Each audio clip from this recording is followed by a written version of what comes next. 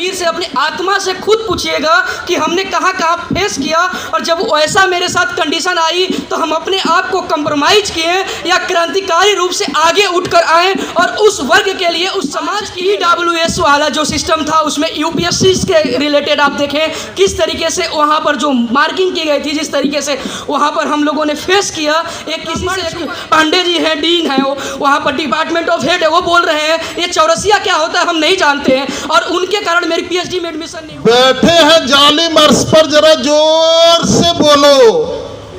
लुटेरे ऊंचा सुनते हैं जानकर, जरा जोर से बोलो।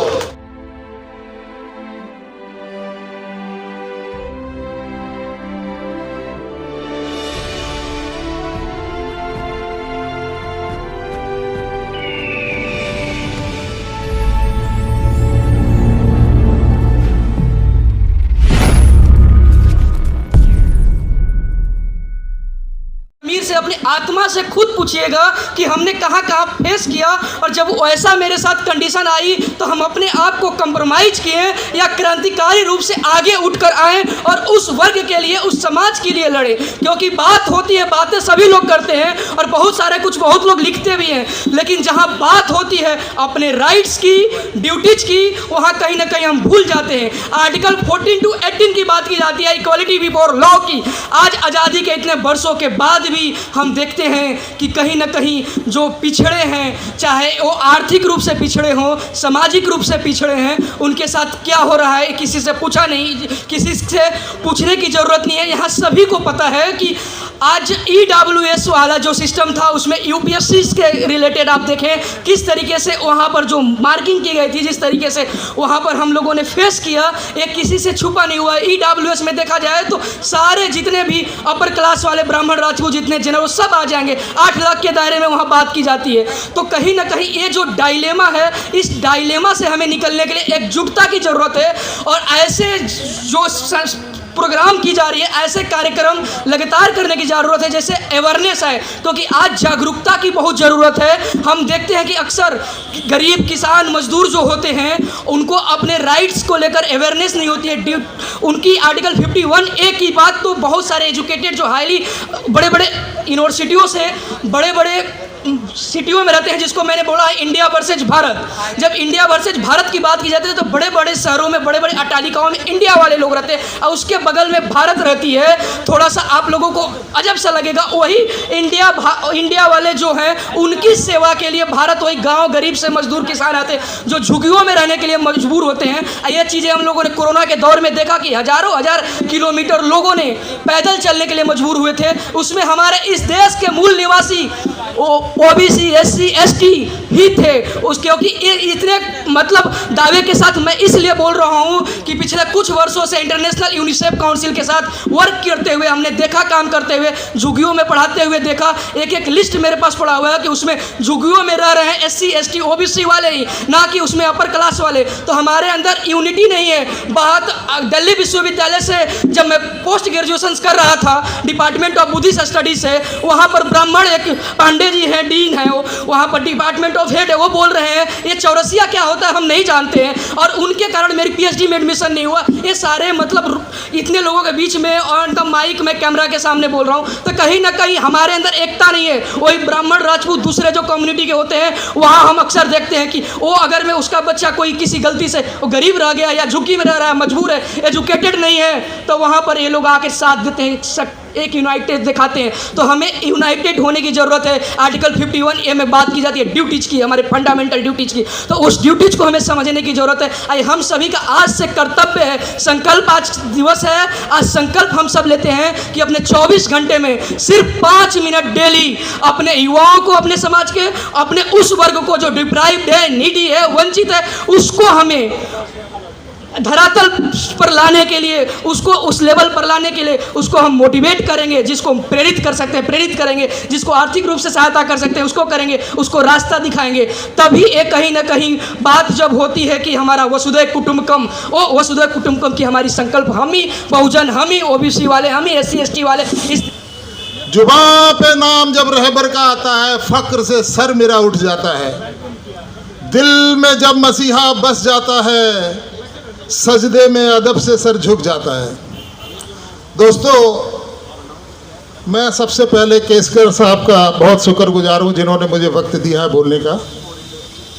गज़ल लिखी है दोस्तों मैंने समता बेसमता पे। एक्चुअली आपने देखा होगा कि उर्दू में ज़्यादा गज़ल लिखी जाती है और हुस्न सवाब पे लिखी जाती है, लेकिन आजकल बुद्धिजीवी साथी हमारे जो है हिंदी में भी गज़ल लिख रहे हैं। और जिस तरह से आप शांत बैठे हैं, मैं शांत बैठने नहीं दूंगा। 4 मिनट का समय मिला है, मैं बैठने नहीं दूंगा शांत। आपको मेरे साथ बोलना ही पड़ेगा आपको। तो जो अर्श और फर्श की बातें हैं, एक आदमी अर्श पे जो है अपनी जो है अट्टालिका लगाए हुए है, अट्टालिका पे बैठा हुआ, और एक आदमी फर्श पे अपनी एड़ियाँ खींच रहा है। तो अर्श और फर्श को लेके साथ मैंने अपनी गज़ल बनाई है, आप मुलाहिजा हो। अर्ज किया है, बैठे हैं जालिम अर्श पर, बैठे हैं जालिम अर्श पर जरा जोर से बोलो, बैठे हैं जालिम अर्श पर जरा जोर से बोलो, लुटेरे ऊंचा सुनते हैं जानकर, जरा जोर से बोलो, कब तक बैठेंगे अर्श पर, कब तक बैठेंगे अर्श पर, लूट कर सरजमी घसीट के लाएंगे फर्श पर, जरा जोर से बोलो।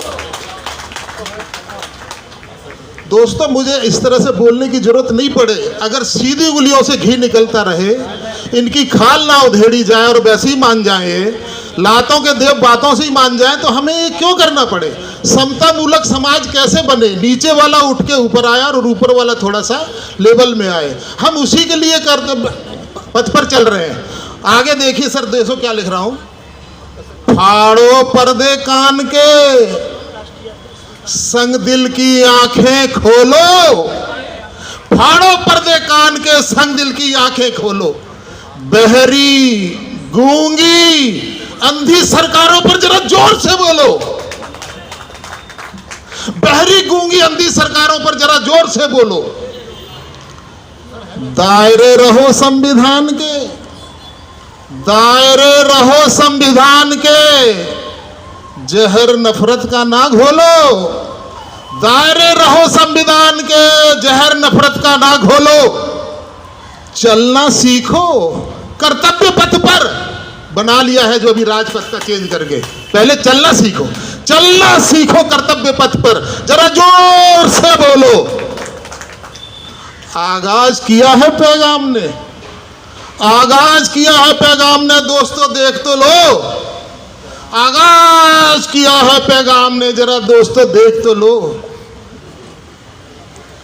मैं यहाँ कहना चाहता हूँ कि देखिए आज का दिन कितना महान दिन है।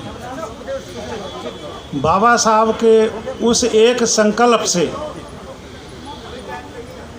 कितना बड़ा रिजल्ट हम लोगों के सामने आया। वो रिजल्ट क्या था? एक हमारे समाज के अंदर एक बहुत बड़ा रिवॉल्यूशन।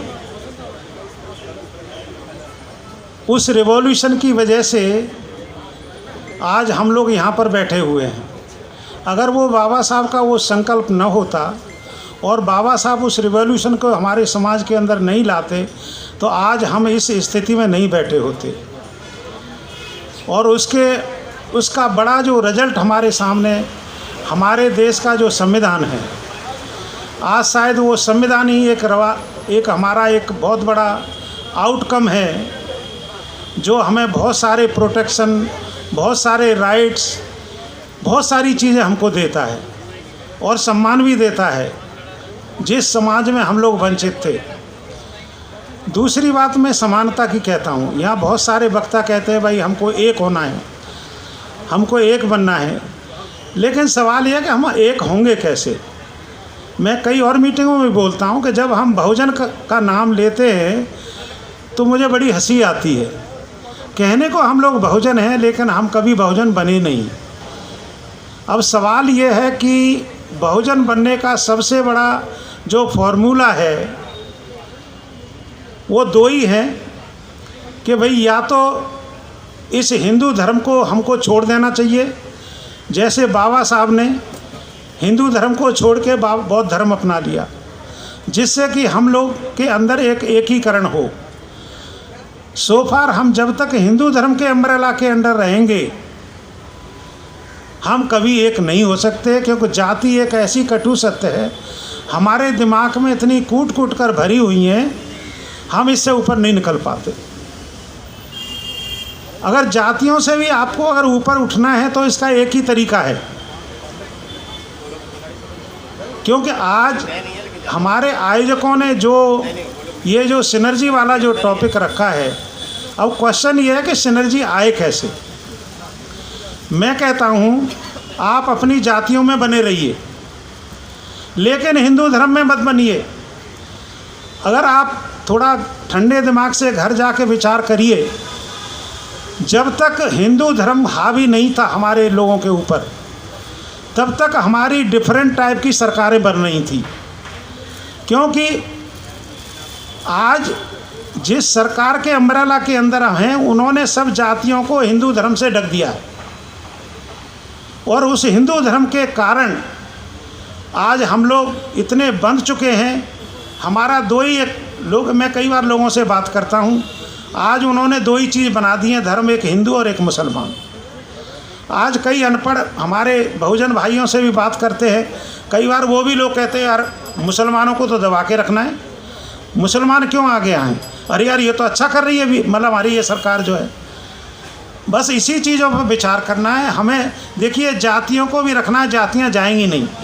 तो मैं एक चीज़ जानता हूँ कि जो हमारे बाबा साहब ने जो हमारा संविधान दिया है, आप अपनी जातियों को रखिए, लेकिन आप अपना एक कॉमन विज़न डेवलप करिए। मैं खासकर यहाँ पे आए हुए हमारे जितने भी संगठन आए हुए हैं, वो एक कॉमन विज़न डेवलप करें और दूसरों से इंटरलिंक करें। आप जातियों में बने रहिए। मैं क्यों कह रहा हूँ कि बाकी लोगों के लिए आप अछूती हैं, चाहे आप कोई भी जाति के लोग हैं, आप अपर कास्ट के लिए हमेशा अछूत में रहेंगे। आपको कभी भी आपका हक नहीं मिल पाएगा। आपका हक तभी मिल पाएगा, आपका विजन जब एक होगा और इसकी सिनर्जी एक कॉमन गोल बनाइए और दूसरे से एक दूसरे से इंटरेक्ट करिए। और तीसरी बात है कि ये जो आज जो सम्मेलन हो रहा है सिनर्जी का, इसको हमें डिस्ट्रिक्ट लेवल और तहसील लेवल तक जाना है। इवन अगर पॉसिबल है तो हमारे जो कार्यकर्ता हैं एक रूरल एरिया